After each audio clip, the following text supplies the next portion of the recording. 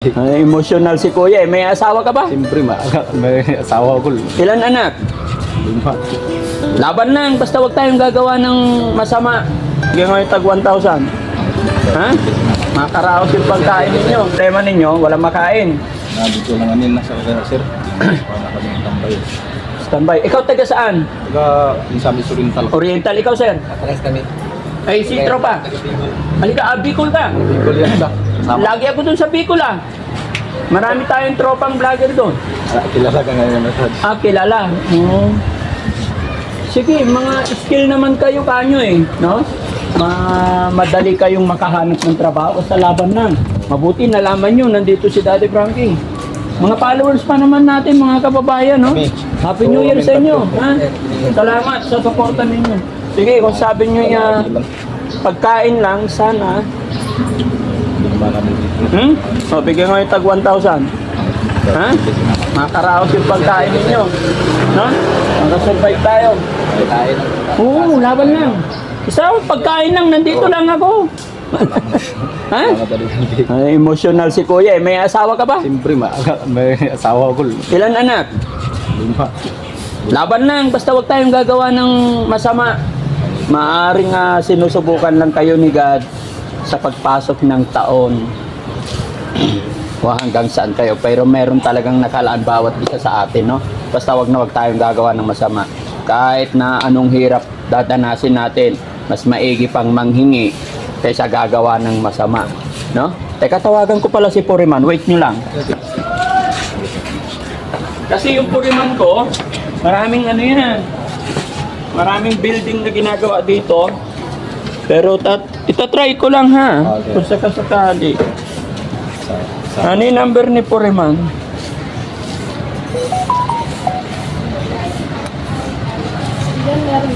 Meron din dito.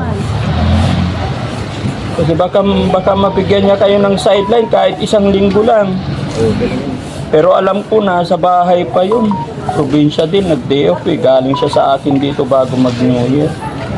Pero at least makakuha tayo ng idea. Oh.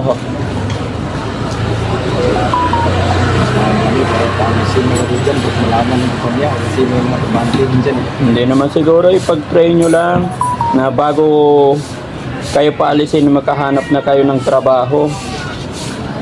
Kuya Fred, Kuya Peros.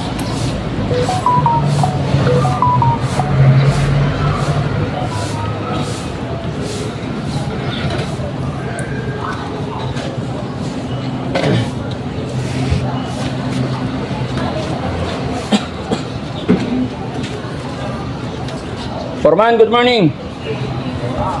Happy New Year. Nasaan ka na? Nasaan ka ngayon? Nasa PBNA ka pa? Forman, may kisuyo sana ako sa'yo eh. May papakiusap sana ako. Teka, paano ba ito i-loudspeak? Hello? Nawala. May humingi ng tulong sa akin dito. May 3 lalaki dito humingi ng tulong, nawalan ng trabaho kahit na 5 days lang daw para may makalibre ng pagkain. Baka kung may available ka lang, mga skill daw sila eh, mga karpintero. Kung sakasakali, mason tsaka electrical daw sila. Oo. Kahit pansamantala lang kasi ang nangyari sa kanila, naloko daw sila, galing sila ng Mindanao. So pinabiyahe sila rito, mayroon daw trabaho. Pina-duty sila 5 araw lang yata, tapos iniwanan na sila. So binigyan ko naman na sila ng pagkain nila.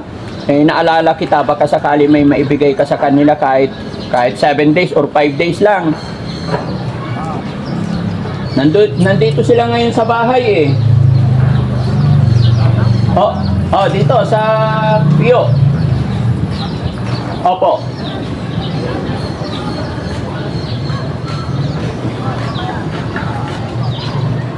Sige, ibigay ko yung number mo sa kanila, okay lang? Para i-text ka na lang nila, ha? Pasuyo lang, makasimula lang sila. Sabi naman nila, ang problema lang talaga namin, pansamantalang matirahan makain, hindi naman sila nawawala ng pag-asa, makakahanap din sila ng trabaho. Malay mo, kawang gawa lang. Sige Foreman, thank you. Bibigay ko tong number mo sa kanila, okay lang? Okay, thank you bro, thank you. Happy New Year. Thank you. Hindi ko ma-loudspeak na one. Sige. Ito, mabait yung tao ko eh. Kung na lang yung number niya. Lahat ng project ko sa Maynila, Pangasinan, kahit saan siya ang gumagawa. So, lahat ng mga pinapagawa dito sa Makati, siya ang ginagawa ito. Sabihin mo na lang, ako yung repair ni Daddy Frankie.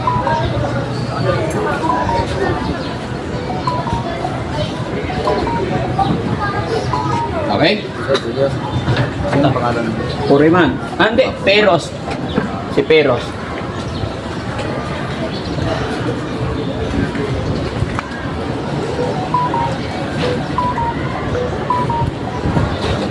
Sige, ingat kayo. Good luck, ha? Andito lang ako. Ha? Pagkain na, walang problema, ha? Sige. Malalaki pa naman katawan eh. Kayang-kaya. Wala na pag-asa. Sige. God bless. Ayan.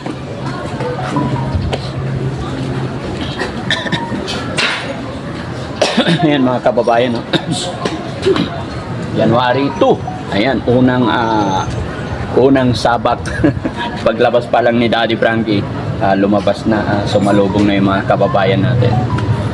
Naging emotional yung isa dahil parang na-frame up lang daw. So, sino ba naman tayo mga kababayan para hindi tumulong sa mga kapwa natin? So, sana natin isipin hindi porkit malalaki ay hindi natulungan. Kasi yon ay nagkataon talaga na naloko sila at natuwa sila na nalaman nila, nanonood din pala sa mga videos natin na na-recall nila tong lugar na to. At sabi ng isa, madilim pa daw mga kababayan, nandito na sila, hinihintay nila Loa si Daddy Frank. Buti na lang nahintay nila ako. Ayan, maraming salamat mga kababayan. Ingat po tayo. Ayan, God bless po sa atin lahat. Thank you po.